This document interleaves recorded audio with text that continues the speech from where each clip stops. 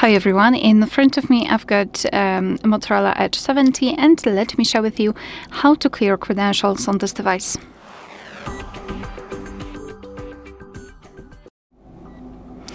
So let's start with opening the settings, and here we have to scroll and find the option Security and Privacy.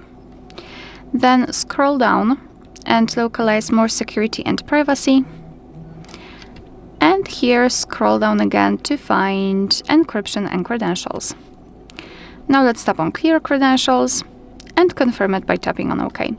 Not only we've got this information, but also this option is inactive, which means that we just successfully removed all saved certificates. Alright, so that will be all. Thank you so much for watching. Please hit the subscribe button and leave the thumbs up.